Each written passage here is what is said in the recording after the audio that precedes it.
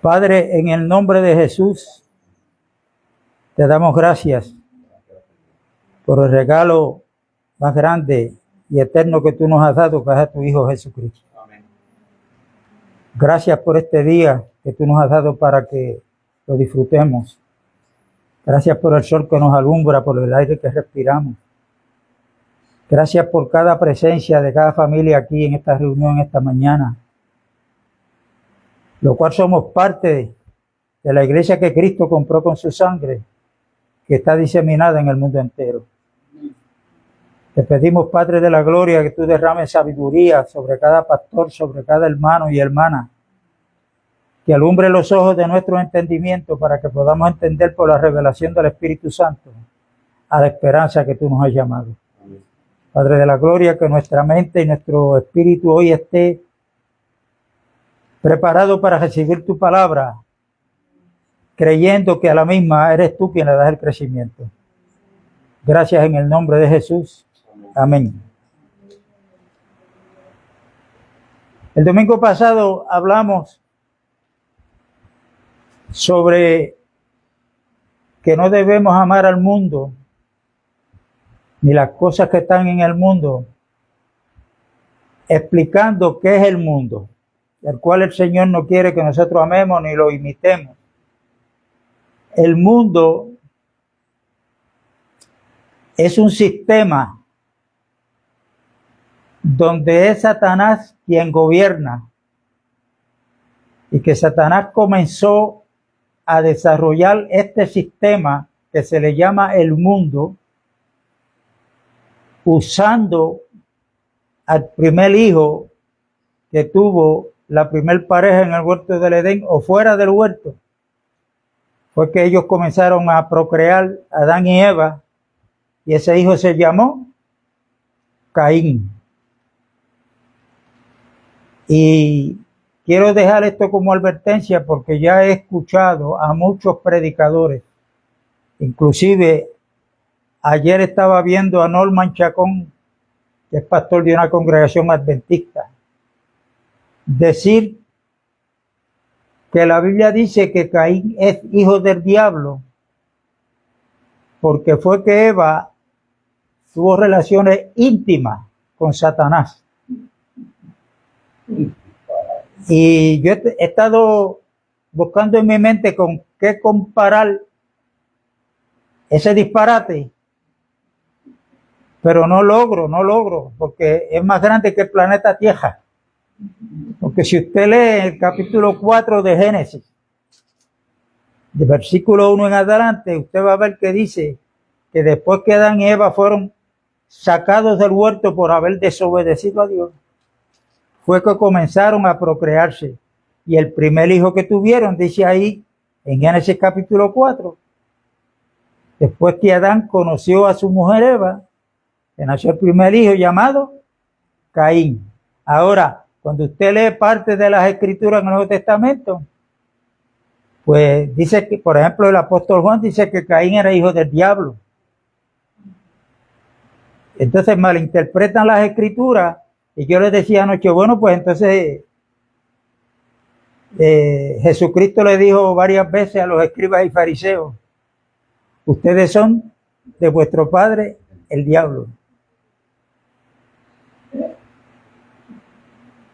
Entonces, ¿qué es lo que quiere decir eso?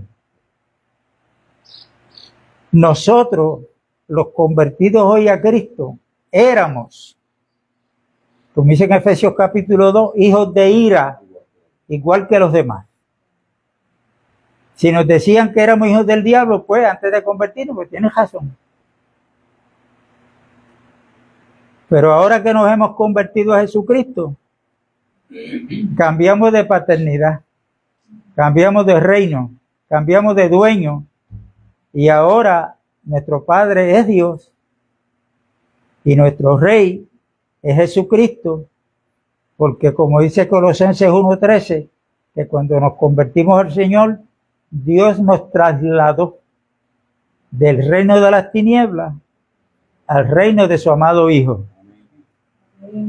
Y este mundo que está, y no es algo del mundo, sino el mundo entero, dice Juan, que está bajo el maligno, o sea, bajo Satanás. Todo lo que pertenece a este sistema que se ha ido desarrollando fuera de la voluntad de Dios, esa es la obra de Satanás. Esta obra de Satanás va a terminar con lo que dice Apocalipsis 13, que el domingo mencionamos algo de esto, es con la manifestación de lo que la Biblia le llama el anticristo, donde va a haber un falso profeta y esos dos seres van a estar influenciados por Satanás. Recuerden que la obra del diablo desde el principio es manifestando su deseo que él tuvo antes de la caída. ¿Y cuál fue el deseo de Satanás? Cuando Dios encontró maldad en él, que quiso ser igual a Dios. Por eso, hoy en día, los cristianos tenemos que tener mucho cuidado,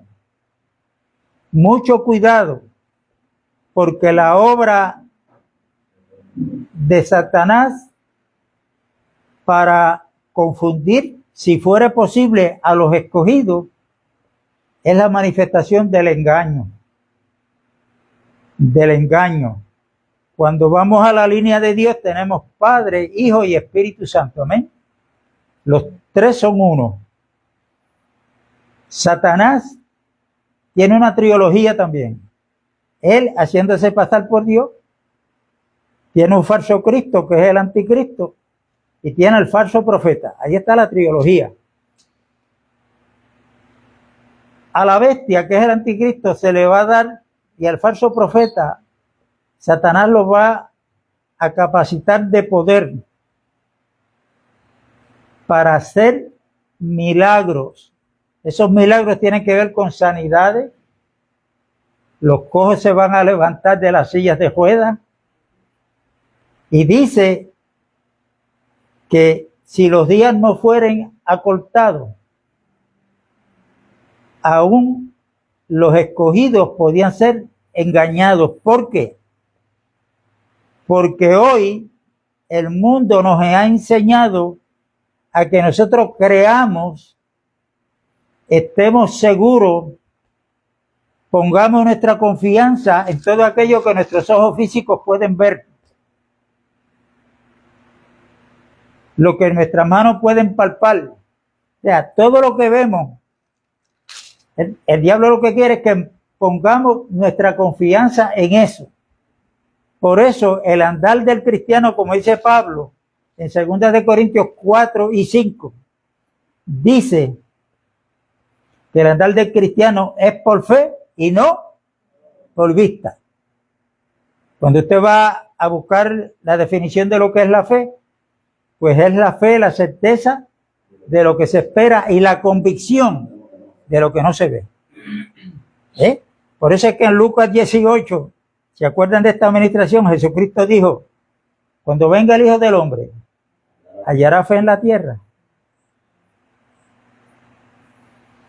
Entonces, cuando nosotros comenzamos a leer la Biblia, desde Génesis, comenzamos a ver ahí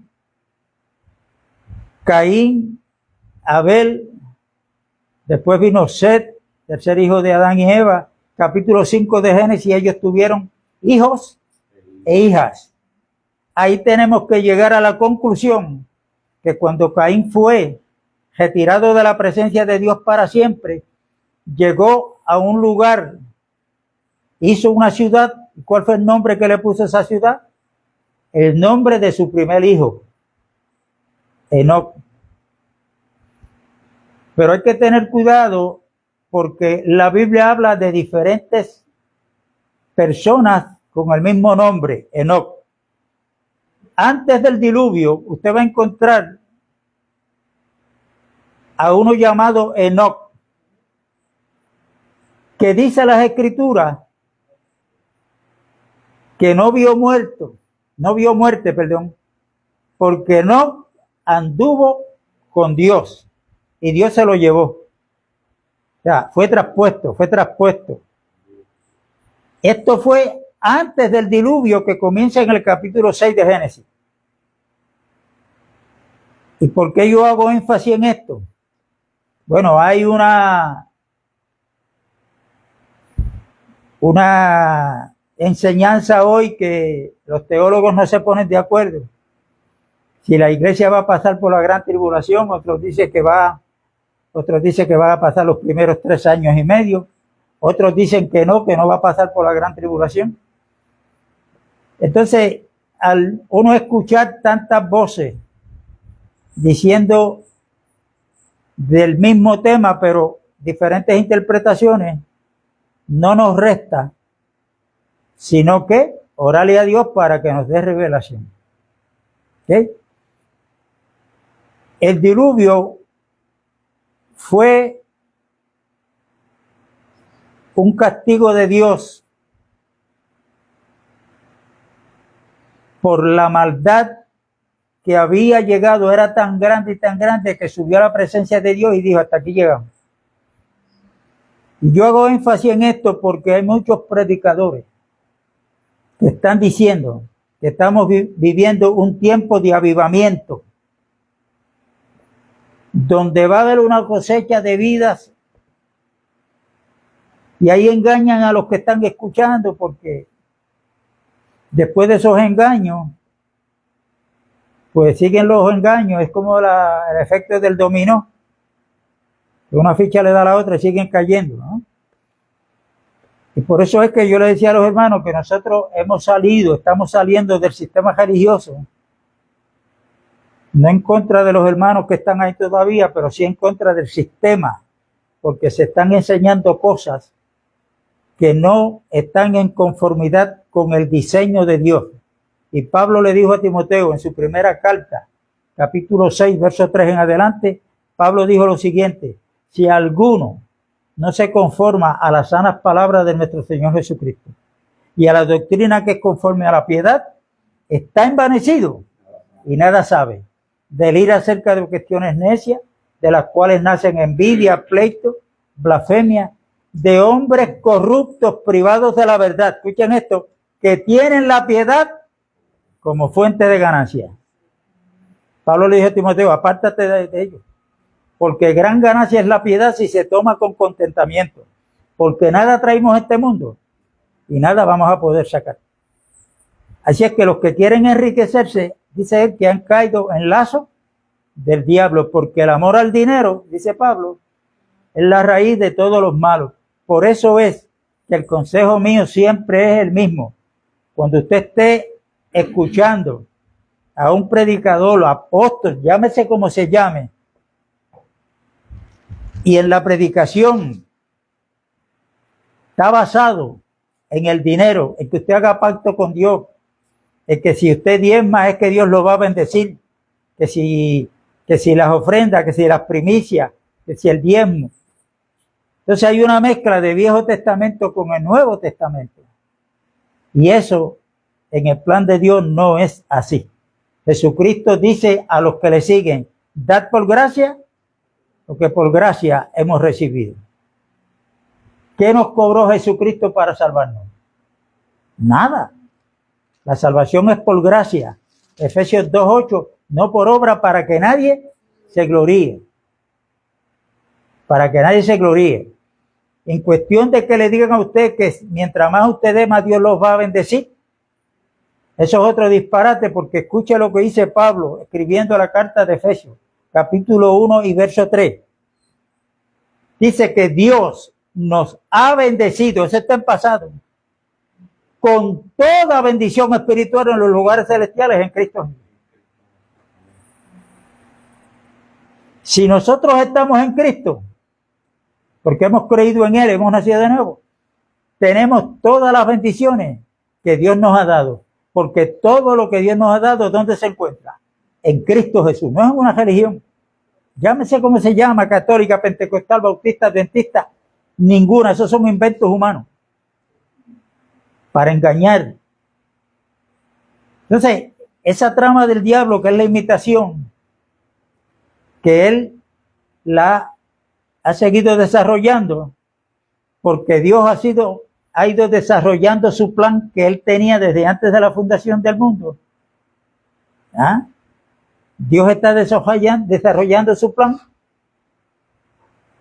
¿Y dónde va a terminar? Dios no lo hace ver. Por eso es que el libro de Apocalipsis no es para meterle miedo a nadie. El libro de Apocalipsis es la revelación de Cristo. Y en este libro vamos a encontrar la victoria total de Jesucristo. De Jesucristo. Eso es lo que nosotros tenemos que ver. Pero hay que mencionar respecto a la obra de Satanás, ¿por qué? Porque podemos ser engañados. Engañados. Y muchas de las cosas que hay que se están yendo por montones es porque donde no hay lenguas, donde no hay milagros, donde no hay sanidades, ahí no está Dios. No importa lo que prediquen, no importa en el disparate que enseñen. Entonces Satanás ha logrado desde el siglo III y IV en adelante después de Cristo, ha logrado meter doctrinas heréticas dentro de la iglesia. Y esto Cristo lo advirtió cuando habló en el capítulo 13 de Mateo del trigo y la cizaña. La cizaña se parece mucho al trigo. Se parecen. Por eso los discípulos le dijeron, Señor, ¿quieres que arranquemos la cizaña? ¿Qué le dijo él? No la arranque. No sea que al alar la cizaña, arranquen también juntamente con la cizaña el trigo. Ahora fíjense que esa parábola cuando uno la interpreta, ¿por qué el Señor le dijo que no la arrancaran? Porque el problema feo para el trigo con la cizaña no está en la superficie de la tierra, está dentro porque han echado raíces y esas raíces están juntas, entrelazadas. Gracias, entrelazadas, ¿ok? Ya que al arrancar la cizaña, entonces, pero la cizaña va a ser arrancada y echada al fuego. Si usted lee la interpretación de la parábola que Cristo la dio, quien tiene ese permiso para separar el trigo de la cizaña son los ángeles. Porque en el día final el Señor va a mandar a los ángeles para que separen el trigo y la cizaña. ¿Y qué es lo que podemos hablar de las raíces? Las raíces son aquellas enseñanzas que se han filtrado dentro de la verdadera iglesia y se han unido con las verdaderas enseñanzas. Y esto es adulterio espiritual. Esto es adulterio espiritual.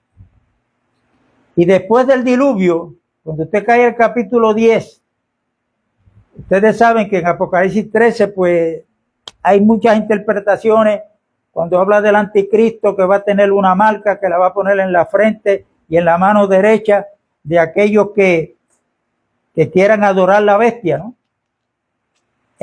O la imagen de la bestia. Y hay muchas versiones, interpretaciones, porque Juan dice que es aquí que hay sabiduría, y el que tenga sabiduría pues entienda que el número de la bestia es el 666, que es número del hombre. ¿En cuántos días fue creado lo que Dios creó? En 6 días. En el 6º día, que fue el último de la creación, ¿a quién Dios creó? Al hombre. Quiere decir que el número 6 en la Biblia habla del hombre. Del hombre. El número 7 habla de Dios. De la obra de Dios, que es una obra perfecta y eterna.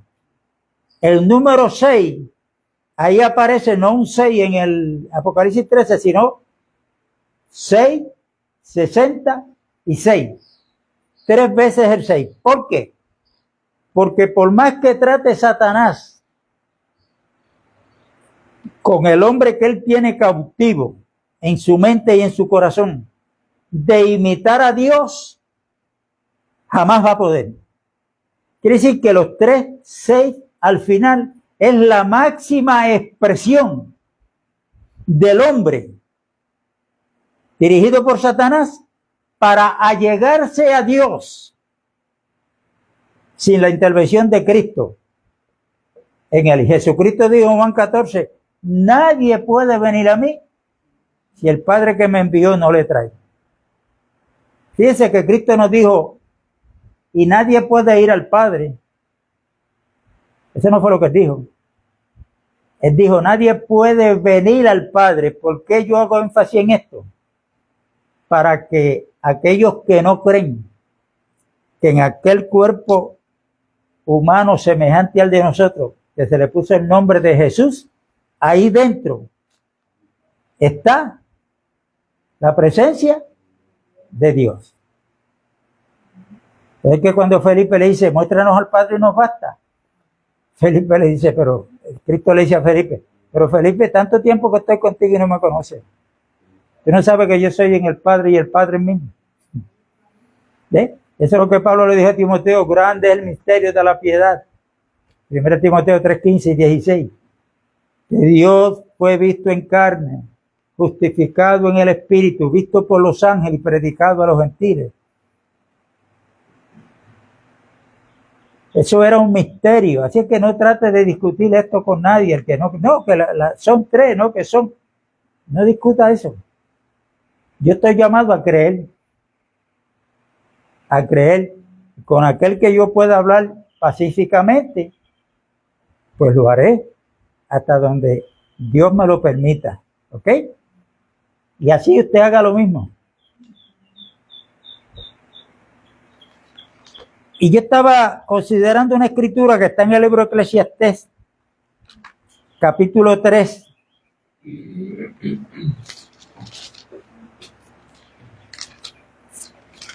Gloria a Dios. Capítulo 3.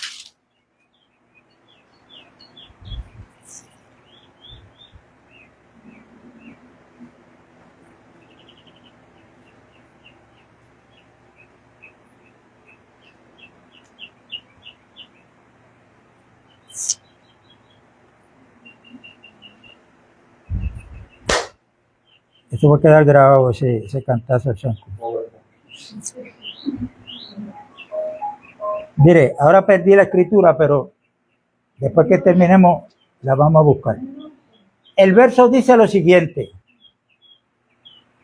Lo que es presente fue porque ya fue. El 15.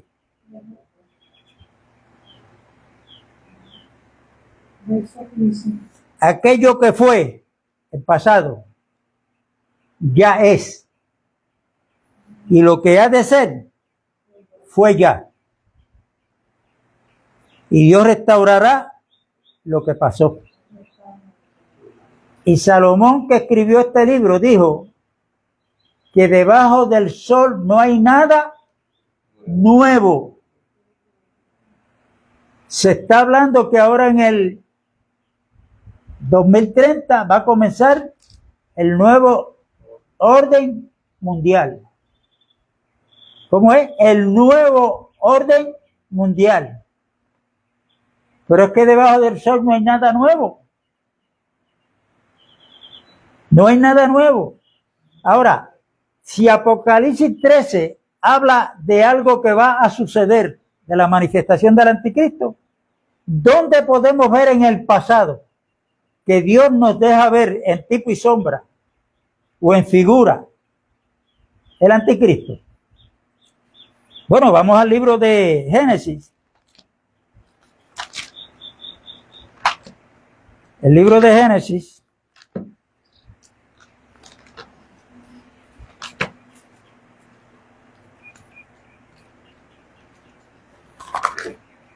Génesis, que quiere decir principio. Génesis capítulo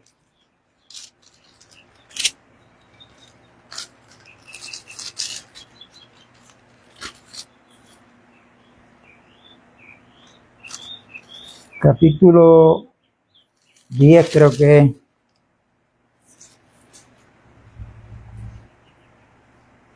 Capítulo 10.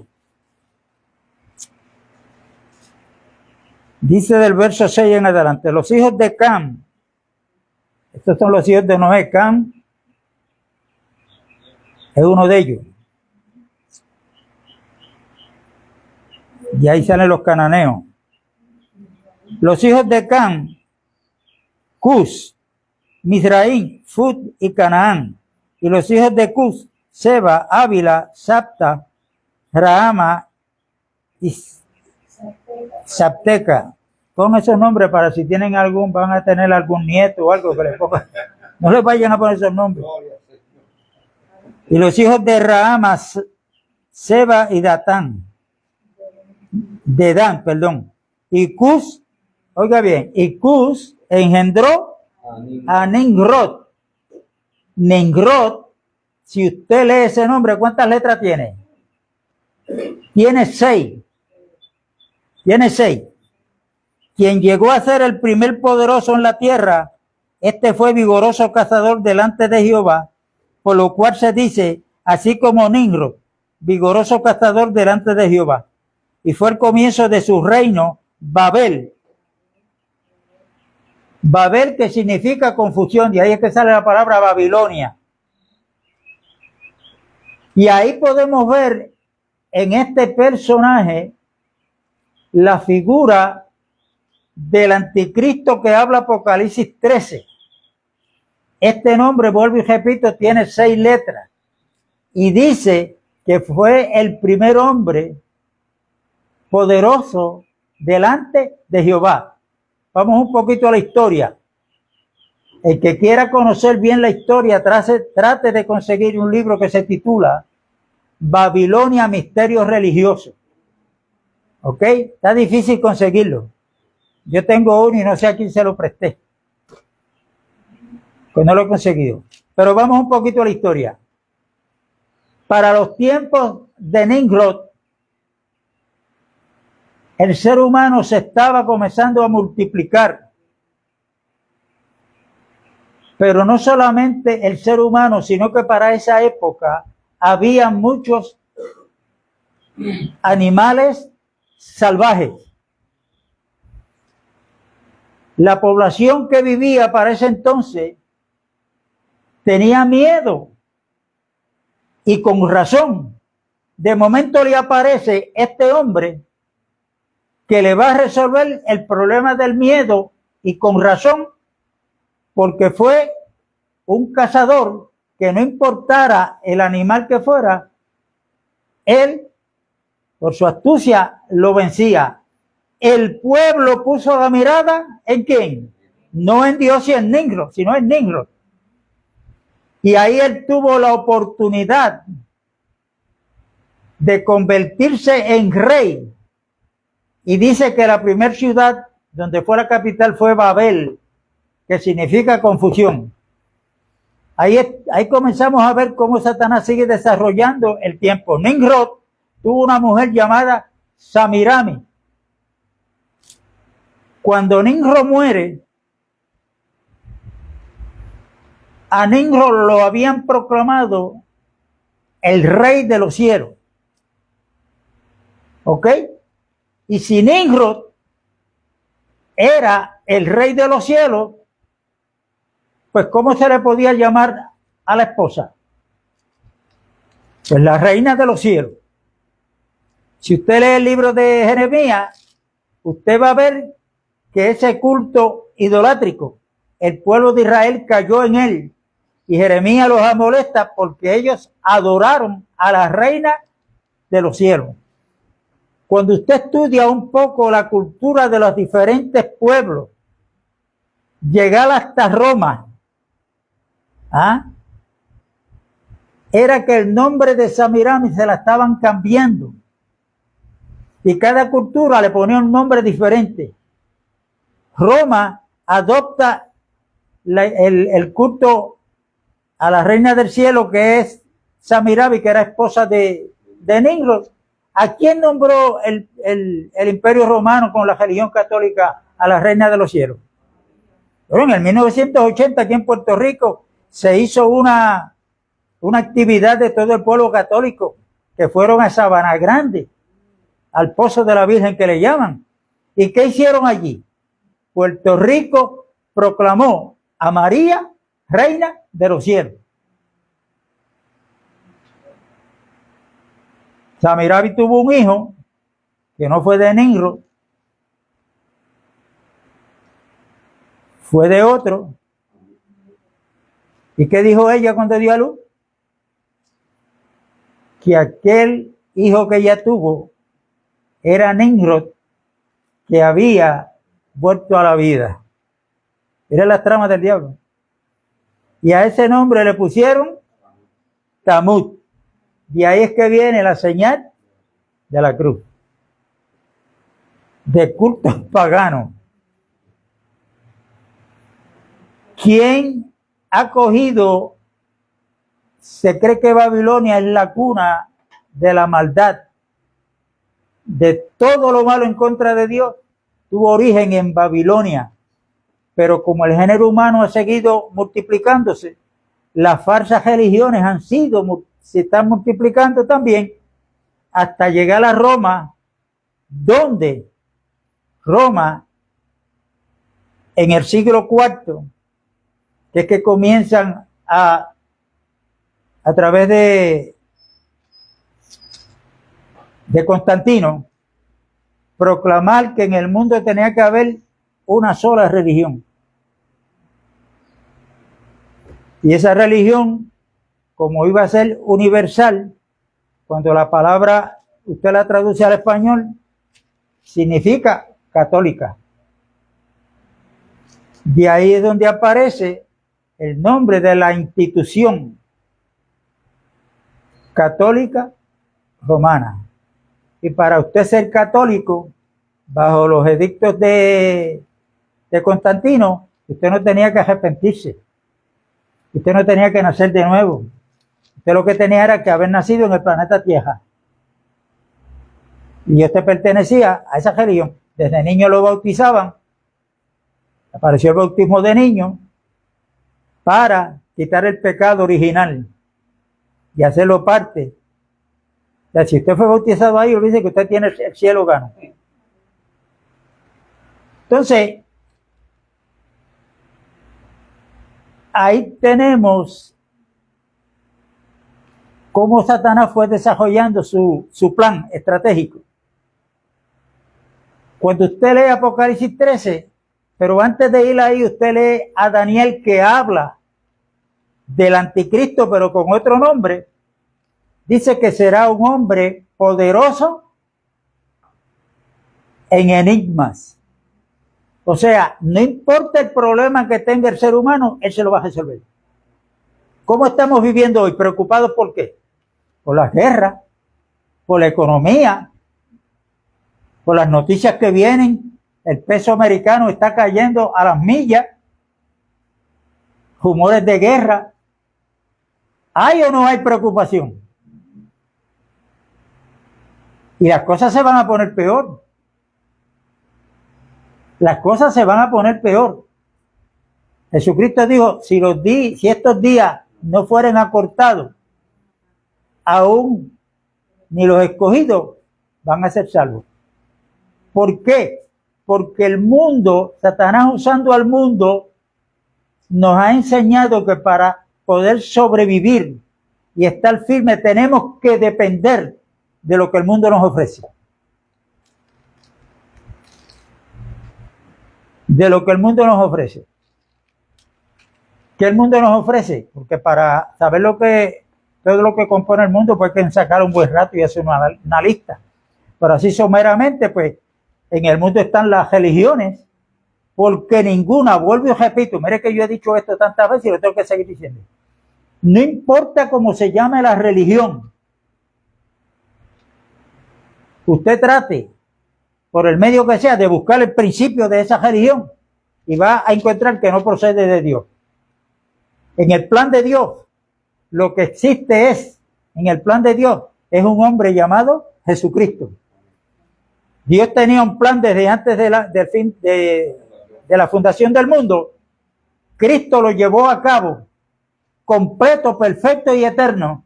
Y el Espíritu Santo, que viene a posar en nuestro espíritu, es el que nos revela y nos va forjando el carácter de Cristo desde nuestro espíritu. Porque la meta de Dios con cada uno de sus hijos no es la salvación es el medio que Él tiene para con nosotros, para Él cumplir su meta y su propósito con cada uno de nosotros. ¿Cuál es la meta de Dios con nosotros?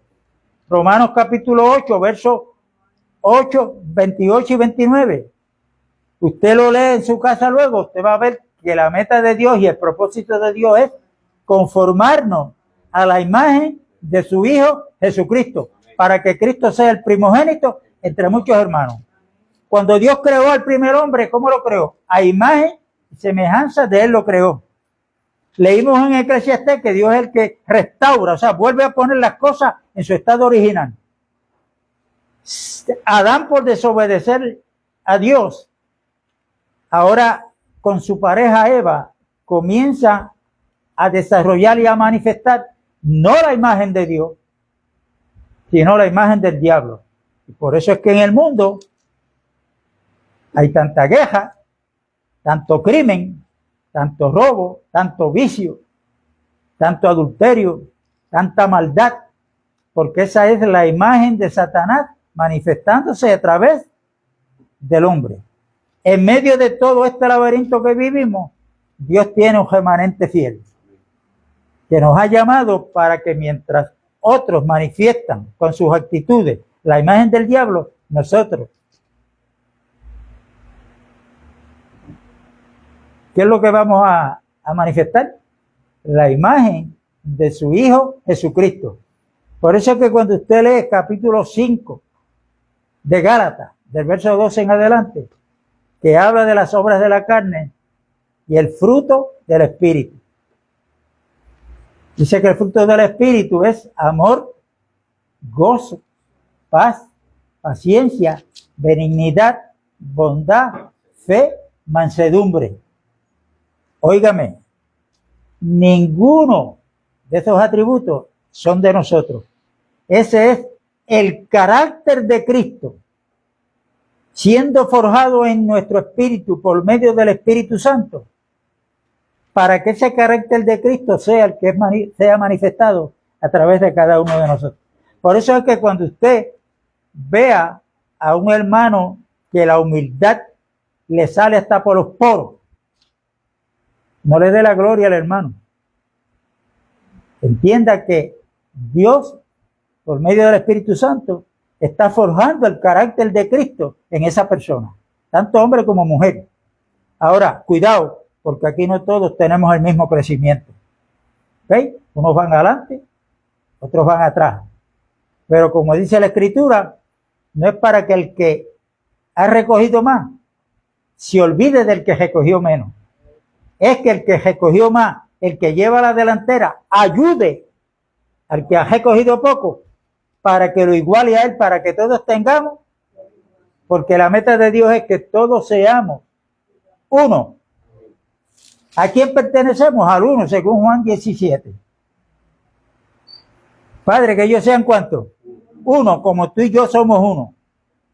Yo en ti, tú en mí, ellos en mí, para que el mundo crea que tú me enviaste. Hermano, una pregunta. El pueblo que se identifica como pueblo cristiano, ¿está esa unidad? Claro que no. ¿Qué Satanás ha usado para dividir? Las religiones. Yo le he preguntado a muchos, ¿dónde tú perteneces? A la iglesia pentecostal. ¿Qué quiere decir pentecostal? No, pentecostal, porque pentecostés. No. La palabra pentecostal. Y yo le digo, si te digo que la busques en un diccionario, te voy a hacer pasar trabajo porque no la vas a conseguir. Esa palabra es una palabra compuesta, inventada por el hombre. La tratan de relacionar con el día de Pentecostés, que fue cuando vino el Espíritu Santo, que los judíos celebraban esa fiesta. Pero Pentecostés era una de las 5 fiestas grandes que hacían los judíos, que la celebraban 50 días después de la Pascua, que era el jubileo. ¿Qué quiere decir jubileo? Gozo, alegría, porque los esclavos eran liberados, los que perdieron una propiedad se le tenía que devolver. Algo maravilloso. Y ese día que los judíos estaban celebrando esa fiesta en Jerusalén, los 120 estaban en el aposento alto y vino el Espíritu Santo, los invistió de poder, como le dijo Cristo, para que le fueran testigos en Jerusalén, Samaria, Judea y hasta el fin del mundo. La palabra pentecostal, la palabra costal aparece en la Biblia. La palabra pente es 5, que viene de 50. Costal es un saco grande. Usted va a encontrar esa palabra costal cuando usted lee la historia de Jacob cuando había hambre en Egipto, que mandó a sus hijos a buscar alimento a Egipto, donde José, el hijo de él, que lo creía muerto, mandaron a buscar alimento. Y cuando, para hacerle la historia corta, cuando José los reconoció a ellos, que eran sus hermanos, que le preguntó, ¿y el padre de ustedes está vivo? Sí, él es el que nos mandó, está vivo. Entonces José estaba calladito. ¿Okay? Pero cuando José ordenó que le llenaran los sacos de alimento para que le llevaran a su padre, José le dijo a uno de sus siervos que cogiera la copa donde él bebía vino y se le echara en el costal de Benjamín, que era el hijo menor. Ahí aparece la palabra costal, que usted tiene que llegar a la conclusión que José le llamó costal a un saco grande. Pero entonces, ese orgullo, yo soy pentecostal.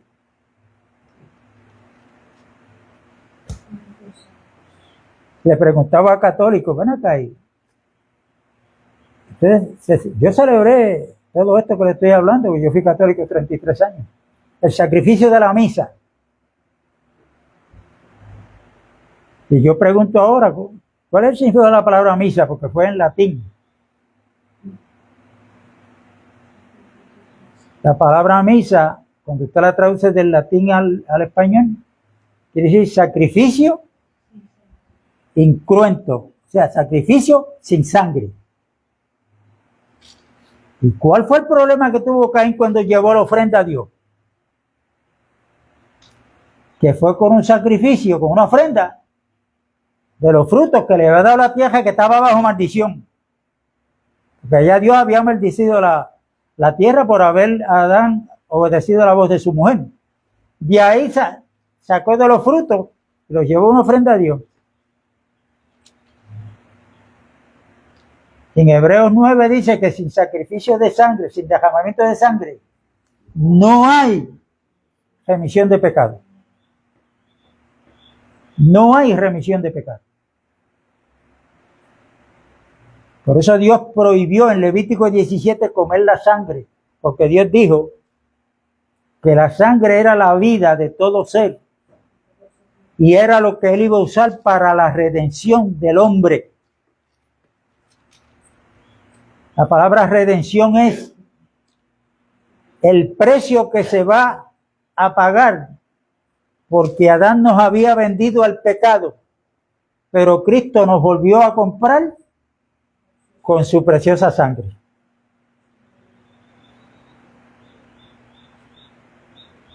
Por eso, tenga cuidado porque la época de los esclavos no ha pasado.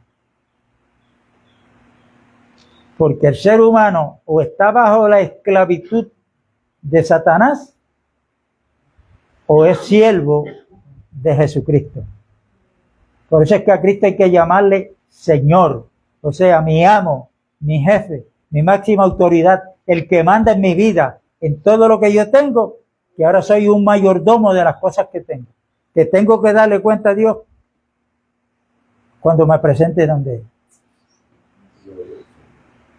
Amaste más la guaguita que tiene que darle ponga a un vecino que iba a pie para el pueblo, que te lo podía ensuciar del cajo porque lo tenías bien brillado. Bueno, pero eso hay tela donde cortar y me cambio del tema. ¿Sabe de dónde sale ese refrán? Esos son otros 20 pesos. En Éfeso había un puerto donde era un puerto turístico.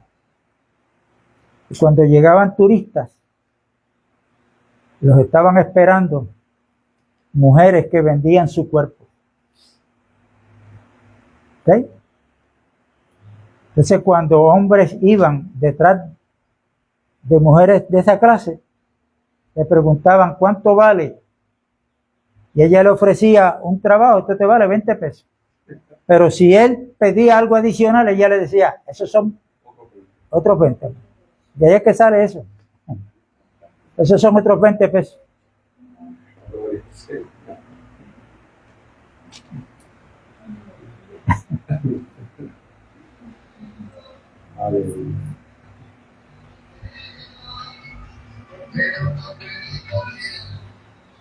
Ahora,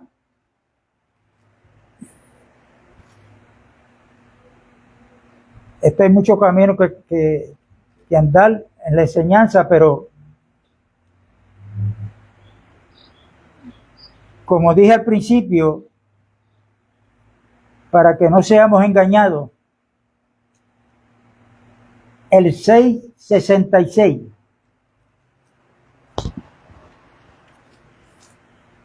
han habido hombres en el pasado que teólogos le han dado y lo han señalado como el anticristo, porque el idioma hebreo, las letras hebreos tienen un significado numérico también. Y basado en esa enseñanza, ellos han logrado detectar a muchos anticristos. Uno de ellos fue Nerón, otros dicen que fue Hitler. Ya a Donald Trump y ¿cómo? Elon Musk ya le pusieron el 66. Lo están, ¿verdad? Pero aquí tenemos que darnos cuenta de algo. Si Nerón fue el anticristo, pues quiere decir que ya el anticristo vino. Eso está en el pasado. Entonces, ¿cuál es ese 666 en el cual nosotros tenemos que cuidarnos? Fíjense que dice que esa marca será puesta en la mano derecha o en la frente.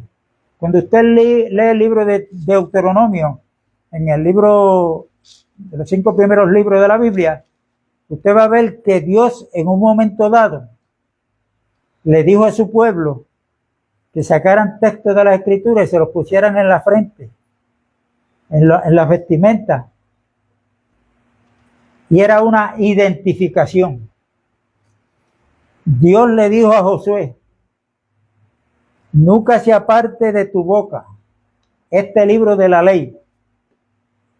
La boca se usa para hablar, para comer. O sea, tienes que hablar esta palabra. Nunca se aparte de tu boca este libro de la ley, sino que de día y de noche meditarás en él. ¿Dónde es que se medita? ¿Con qué? Con la mente. Meditarás en él para que hagas todo lo que en ella está escrito, porque haciendo esto, todo será prosperado tu camino y todo te saldrá bien. Ahora, cuando se habla que el sello va a ser puesto en la mano derecha, ¿para qué se usa la mano? Para obrar. Para obrar, yo me voy a peinar, uso la mano. Me voy a bañar, uso la mano. El carpintero la usa, el albañil, la mano es para obrar, para obrar. El hermano cuando ahora se está dedicando a lavar cajos, no me tiene que pagar nada por hora, no sé. Tranquilo. Tiene que usar las manos. ¿Ok? No se pierdan esto para obrar. Y aquí dentro, ¿qué es lo que hay? Ahí está la mente. La mente. Ahora, para terminar esto, yo quiero leer en 2 Corintios 4. ¿Por qué hoy, tanto que se predica el Evangelio, y casi nadie quiere reconocer a Cristo como el Señor de su vida? Y a mí me da trabajo decir, aceptar a Cristo, porque eso no es bíblico. En Efesios capítulo 1 dice que es Dios quien nos aceptó en su Hijo. Nosotros estamos llamados a creer y a confesar que Jesucristo es el Señor. Pero esa confesión debe de los que están fuera no oírla, sino verla en nuestras actitudes. Un hermano una vez estaba dando un testimonio con un amigo de él, lo invitó, date una cerveza, sí, una cerveza no hace daño. Y yo, no, lo que pasa es que el que está en mí no le gusta la bebida. ¿Cómo que el que está en ti? Que ya no vivo yo, vive Cristo en mí, a él no le gusta la bebida. A Martín Lutero lo fueron a buscar, que querían conocerlo, y tocaron a la puerta. Y él salió. Aquí es que vive Martín Lutero, y era él, y él le dijo, no, él murió. Y era él. ¿Cómo que murió? Si me dijeron que usted vivía aquí, que Martín Lutero vivía aquí. Sí, pero Martín Lutero murió. Martín Lutero ya no vive, es Cristo quien vive en él. ¿Sabe? Pero para esto hay que llegar a una estatura espiritual. No es repetir. ¿Cuántos cristianos hay repitiendo Filipenses 4:13? Todo lo puedo en Cristo que me fortalece. Pero cuando viene una prueba, ay hermano, oren por mí, por favor. Ay, doctor, no me deje morir. Esa fue la experiencia de Pablo. Que podemos llegar a la misma experiencia, amén. Pero para eso se necesita un crecimiento espiritual. Crecimiento espiritual que es el que Dios quiere que todos nosotros tengamos. 2 Corintios capítulo 4. ¿Por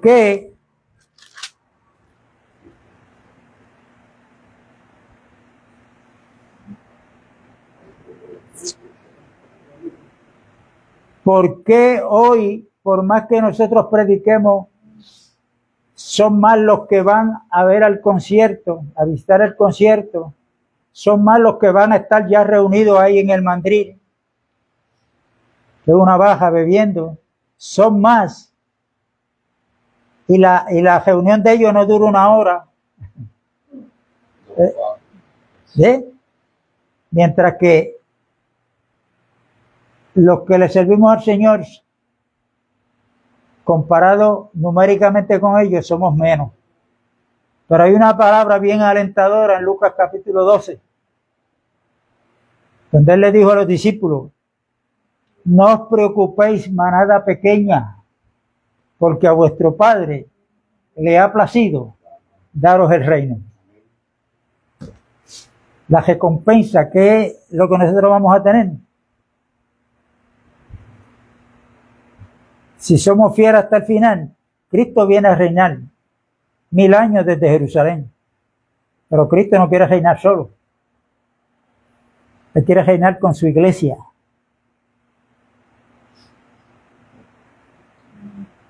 Y reinaremos no en el cielo, en la tierra, dice Apocalipsis 5. Reinaremos con Cristo. Pero Pablo le dijo a Timoteo que para reinar con Cristo es esto, mira. Si nosotros padecemos por Jesucristo, entonces reinaremos con Él. Y sufrir por Jesucristo no es que usted le dé un cáncer o cualquier de estas enfermedades malas que llevan a uno a la muerte, sino sufrir por Cristo es que usted sepa pararse delante de las cosas del mundo que Satanás tiene para hacernos caer y decirle, yo sé en quién he creído. Mantenernos firmes ante las pruebas, ante las falsas enseñanzas, porque hay muchos que están siendo engañados, que anhelan y creen que Cristo vuelve. Cuando Él venga, yo me voy con Él, pero ¿qué estás recibiendo de enseñanza para irte con Cristo?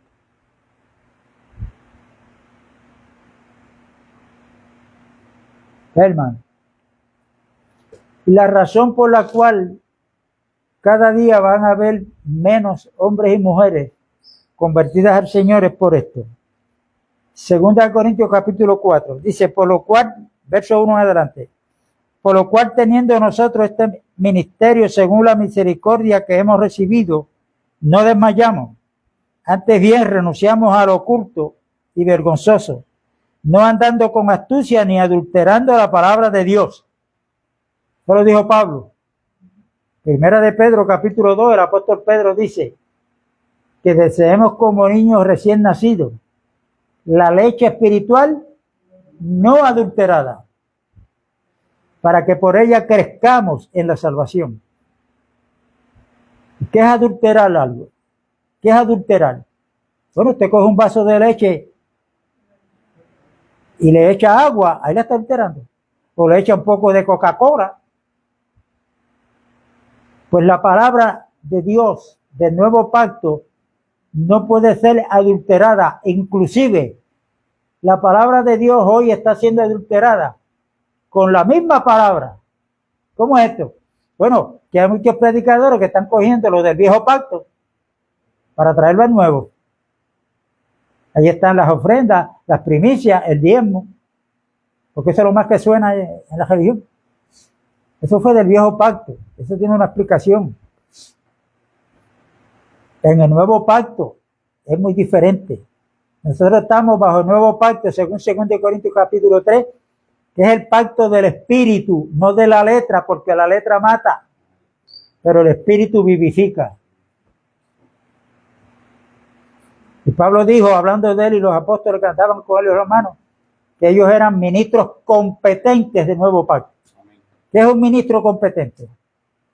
Ministro competente es que está capacitado por Dios, no para su propio bien, sino para cuando vaya a enseñar a otro, tenga la sabiduría de Dios y la revelación para que enseñe la palabra, pero no adulterada.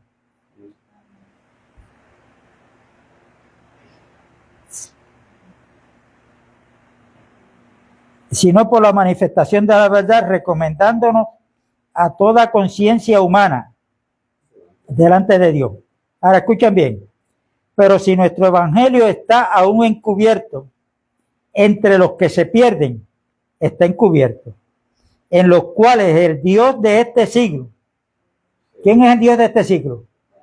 Satanás, cegó el entendimiento de los incrédulos para que no les resplandezca la luz del evangelio de la gloria de Cristo, el cual es la imagen de Dios. Porque no nos predicamos a nosotros mismos, sino a Jesucristo como Señor. ¿Cómo es que se está presentando ahí a Cristo los evangelistas? Como el Salvador. Y a Cristo hay que presentarlo como el Señor. Jesucristo fue el Salvador de todo el mundo cuando estuvo en la cruz. Ya Cristo no está en la cruz. A las 3 de la tarde murió físicamente, fue puesto en una tumba de José de Arimatea, la estrenó por cierto. Al tercer día, como él dijo, resucitó.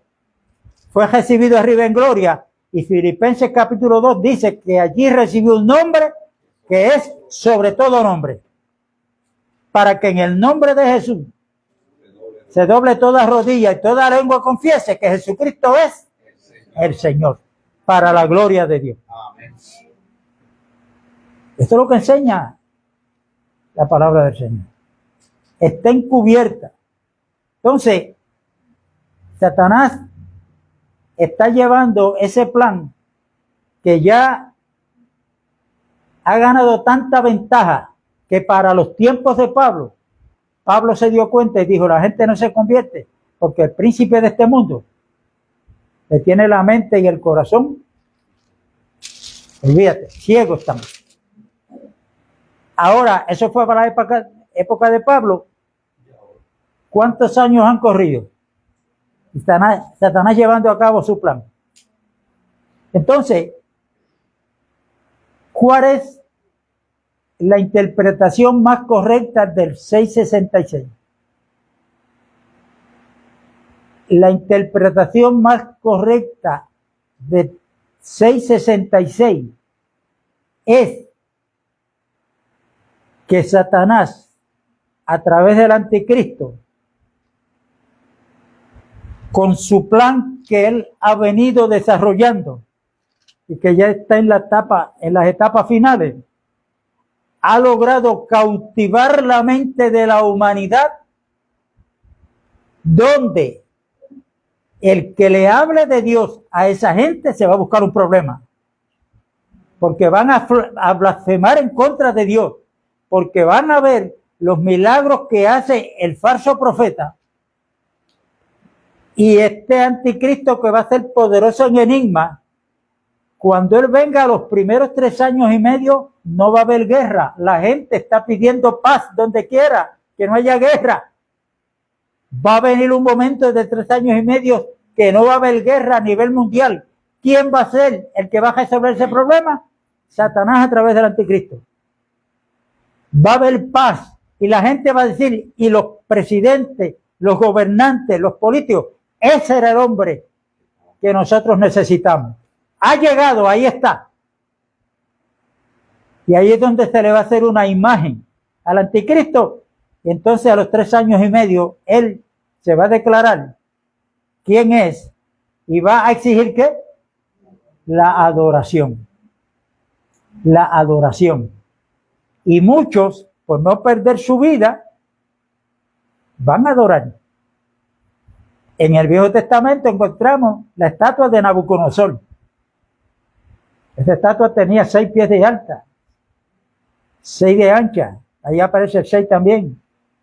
Y él dio una orden, llamó a todos sus personajes que pasaran la noticia que la estatua estaba hecha. Y la orden era que el que no adorara a esa imagen, lo esperaba un horno de fuego. Los 3 amigos de Daniel, ¿cuál era el nombre? Esos fueron los nombres paganos que le pusieron en Babilonia. Bueno, pero vamos a dejarlo ahí. Los jefes y el personal de Nabucodonosor vieron que ellos 3 no se negaron a adorar la estatua. Le dieron las quejas a Nabucodonosor y los mandó a buscar. Cuando el rey les reclamó, ellos le dijeron, sepa, oh rey, que al Dios a quien nosotros le servimos puede librarnos de la mano tuya y del horno de fuego también. Así es que a la imagen esa no te la vamos a adorar. Entonces cogieron el horno de fuego y le subieron la temperatura 7 veces más y los metieron allí. Y ¿cuántos metieron allí a que se quemaran? ¿Y cuántos habían cuando miraron? 4. Y el fuego, el horno que estaba ardiendo allí 7 veces más, ni a la ropa ni a ellos, nada. Pero dijo entonces Nabucodonosor, pero no fueron 3 los que yo eché ahí, ¿por qué hay 4? ¿Quién era ese número 4?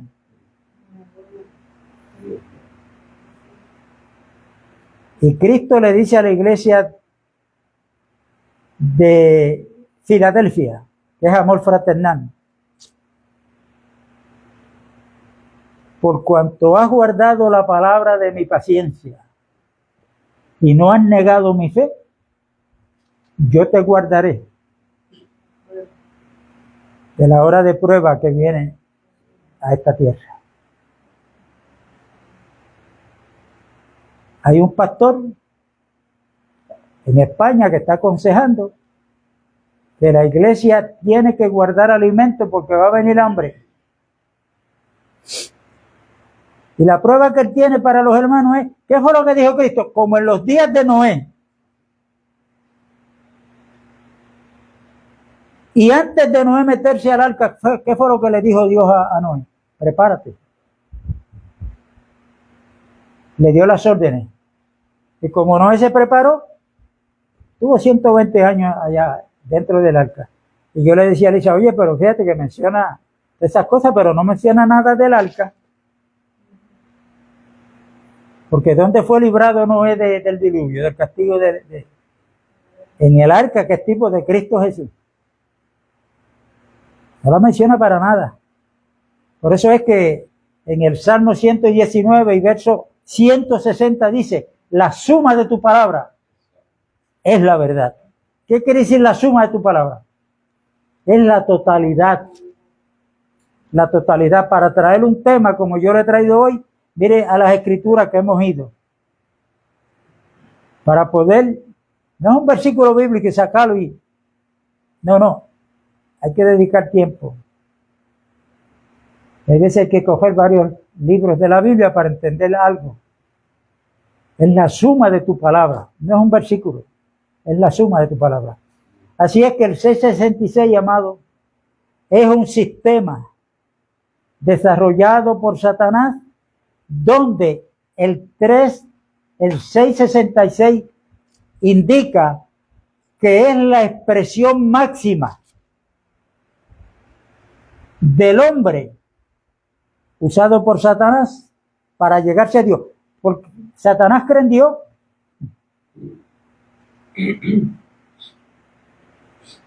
Pero cuando usted lee Apocalipsis 17 y 18, usted va a ver ahí Babilonia la Grande.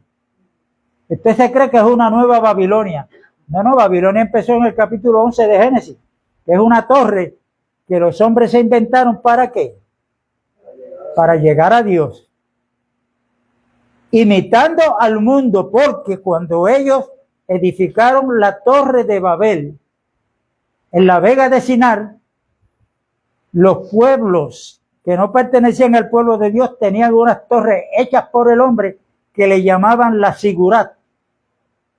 O sea, que no solo ellos quisieron llegar a Dios sin la intervención del hombre, y le vamos a poner un nombre por si fuéramos esparcidos,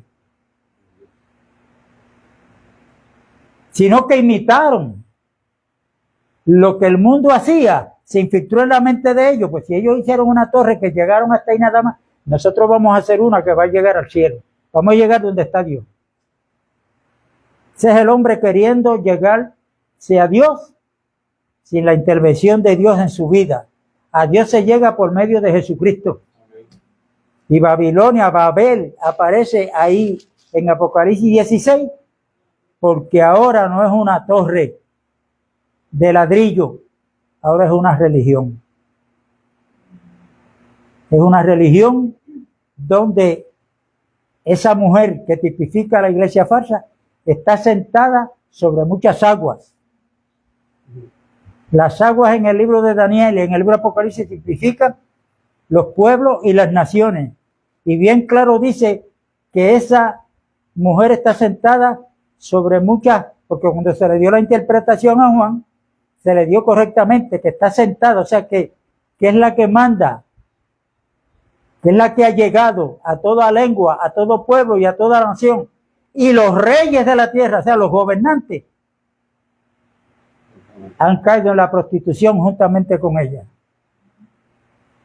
Entonces yo pregunto, ¿cuál es la religión a nivel mundial que está diseminada a nivel mundial? Y que cuando usted llega a cada pueblo de Puerto Rico, frente a la plaza, ¿qué es lo que usted se encuentra? ¿Por qué? ¿Por qué? Porque si usted estudia Apocalipsis 17 y 18, es la religión mezclada con la política. Por eso cuando yo recibí esto, en el 1980 fue mi último voto. Y cuando leía Jeremías 17, maldito el hombre que confía en el otro hombre. Y cuando se confía en un político, es porque no se está confiando en Dios. Cuando David existía, los paganos cogían los montes bien altos y allí ponían unas estatuas de sus dioses paganos. Se venían luego a la parte más baja y se inclinaban para allá a pedirle a su dios pagano que le proveyera. Ahí es donde David dice, es una pregunta, alzaré mis ojos a los montes. ¿De dónde viene mi socorro? Mi socorro viene de Jehová que hizo los cielos y la tierra. Hermano, nuestro socorro viene de Jehová. Pero recordamos que la iglesia es el cuerpo de Cristo, que mientras estemos en este planeta Tierra, es un pueblo que tiene que caminar por fe, no por vista.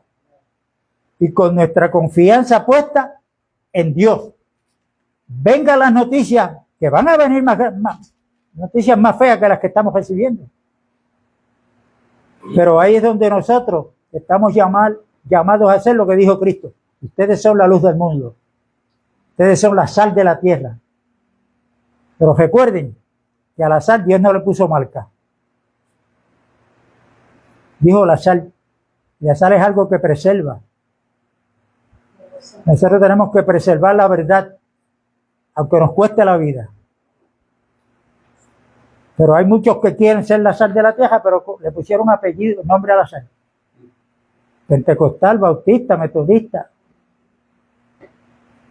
sal presbiteriana, sal católica, sal testigo de Jehová. Así es que a los hermanos que están conectados, los bendecimos, les mandamos un saludo a larga distancia y un abrazo. Y a los que están presentes aquí, pues nos vemos el domingo a la misma hora y en el mismo lugar. Gloria.